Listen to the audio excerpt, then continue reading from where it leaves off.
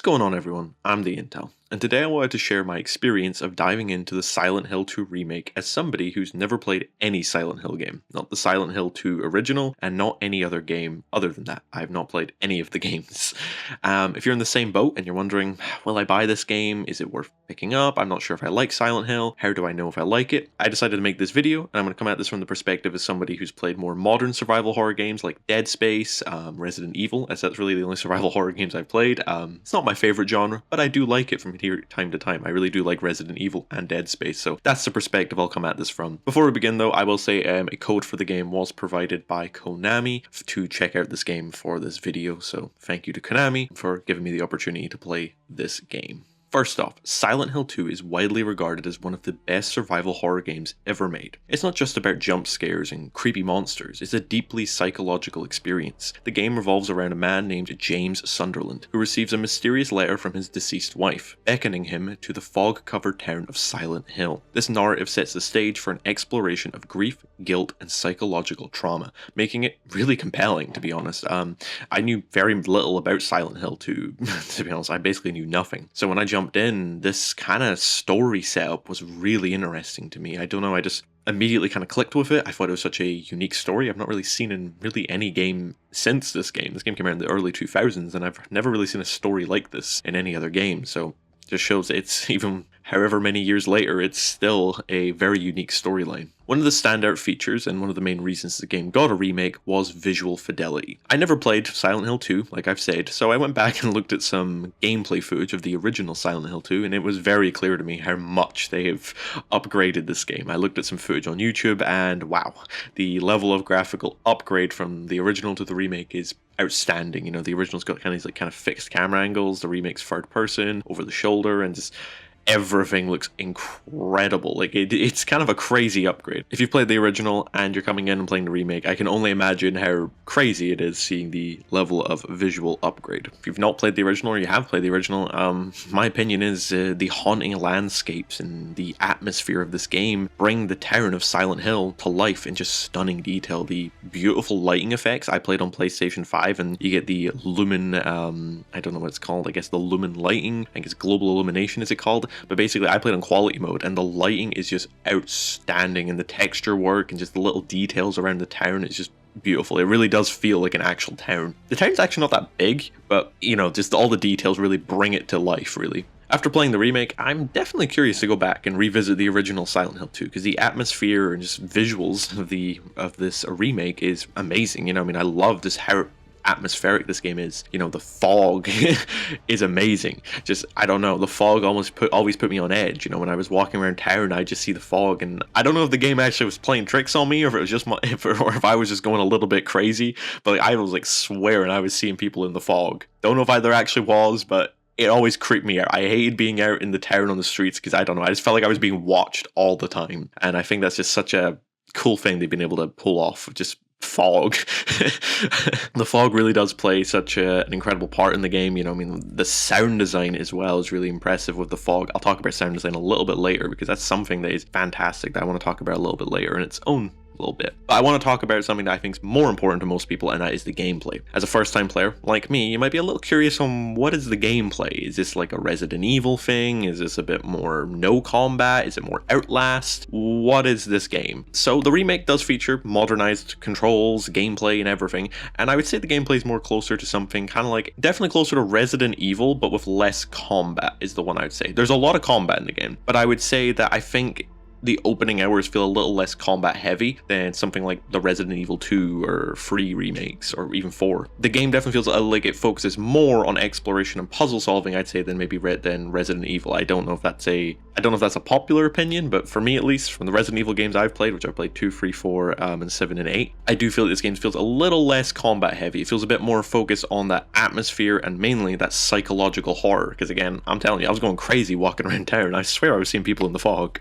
Because in addition to combat, like I said, you're going to be facing a lot of puzzles that will encourage you to really explore your surroundings. There's this early section in the game where you go to an apartment building, and this part, it's maybe my favorite part of the game. I love the apartment building, where it's basically this huge apartment building and you basically have to go floor to floor to searching all these rooms, and the environmental storytelling and it's so amazing, you know, walking these rooms and you can just kind of like piece together who lived in this house, who lived in this town, and why they were here, and it's really impressive. And then like solving puzzles, you know, I don't say the puzzles were too difficult, but there's some pretty creative puzzles out there that, you know, I quite enjoyed. I'm not somebody who usually likes puzzles in games. In Silent Hill 2, I really enjoyed the puzzles. You know, I was kind of surprised. Usually when a game comes up with a puzzle, I get annoyed. I just don't like puzzles in games. I don't like using my brain, okay? But in this game, I honestly really enjoyed the puzzles. I'm kind of surprised. I earlier talked about the sound design of this game, and the audio experience of Silent Hill 2 is amazing. I really do recommend, if you're going to play this game, either play it with a really good sound system on your TV or monitor or whatever,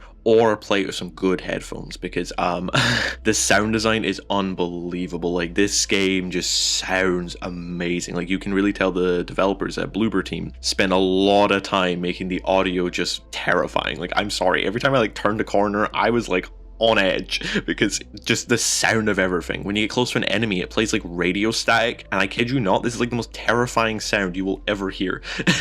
It is just radio, like static white noise, but it is terrifying, because when you enter a new area and you hear that, you're like, oh no. Yeah, the sound design is phenomenal. I honestly couldn't get enough. I usually play games with just on speakers, but this game I had to throw on headphones just because it was that good. Lastly, if you're wondering, Silent Hill 2 Remake, it is a full price title. Well, I don't think it's not $70, £70. I think it's like I think it's flat on the 60 mark, which is nice. But what am I going to get? Am I going to get value for money here in terms of like replay value and length? So replay value I think is actually pretty decent, because it was basically near the end of the game when I was like, okay, I googled like how close I was to the end of the game, and then I saw an article about multiple endings. I was like, maybe I shouldn't have googled that, because I was just wondering how close I was. And yeah, the game has multiple endings, which is really amazing. I did not realize that, and it's kind of based on like, I guess, your choices throughout the story. I try not to kind of give any hints away on what that will be, but stuff you do throughout the story will determine your ending. And I think there's quite a few endings, so there's quite a lot of reason to go back in and replay the game to try to get different endings, which I actually really like. You know, I always like a game with multiple endings, because it gives me a reason to come back and replay it, because, you know, there's a new ending I can get and it's something to work towards. If you enjoy a story with a lot of depth, this game has an incredible story that is just amazing. Like, I really can't get over how incredible the story was. I came into this game expecting, like, I don't know. For some reason, I came into this game, I know people regard it as a classic, but I came in kind of expecting generic horror story, nothing crazy to it. But I walk away and I'm like, wow, that story is truly amazing. I really enjoyed it. There's really good twists and turns. The characters, the acting is just absolutely incredible. And if the story is that good in the remake, I'm assuming the original has the same kind of story. And I do really want to go play the original and find out, you know, what changes they made, if they made any changes. It might just be a one-to-one conversion of that game. The game is also not too long. It took me, like, I think it was around 15 hours, it said on PS5. I did take my time. I walked everywhere. I didn't really run everywhere. I like to walk in games. I know, I'm a weirdo. But I just like to walk and take in the environments, and it took me about 15 hours. I thought it was a decent amount of time, you know. I mean, I don't think it should have went any longer. I don't think it was too long or too short. I think it was a good, nice balance between long and short. I imagine if you go in a second playthrough to go for the other endings,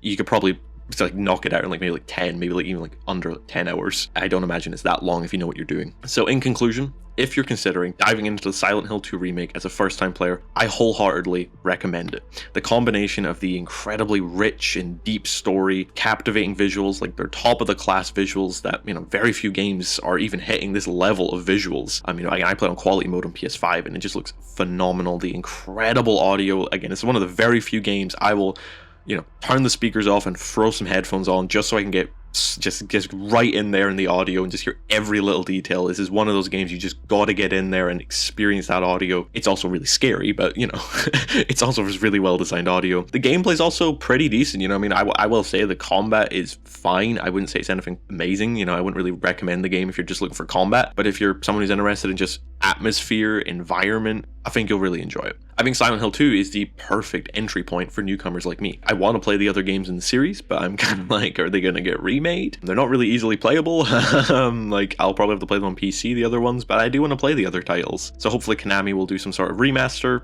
or something to bring all the other games up to, you know, modern qualities. Not like remakes, I mean like remasters, just putting them on modern platforms, upping the texture quality, you know, just making it easily available and look a little bit better. But overall, I really do recommend Silent Hill 2 Remake. I've really enjoyed it. As someone who's not really played many survival horror games, I play them pretty rarely. They're not my favorite type of game, but I do enjoy them. The ones I do play, I really do enjoy. And I'd say Silent Hill 2 Remake is one of the better ones, you know what I mean? It's maybe one of the best ones, to be honest. I really, really did enjoy this game. It's very different, I think, than what you might expect from standard survival horror games. It tells a pretty bold story, you know. I mean, it's a story, again, like I say, I've never really seen anything quite like it in a game. Yeah, and this game came out ages ago, so this really tells you how much of a classic this game was, and no one's even tried to come close to replicating this game. Anyway, I think I've said enough. I think it's clear. I really, really like Silent Hill 2, and I do really wholeheartedly recommend it. Even if you're a newcomer, I think this game is perfect. You don't have to play the original to enjoy the storyline. This game's amazing.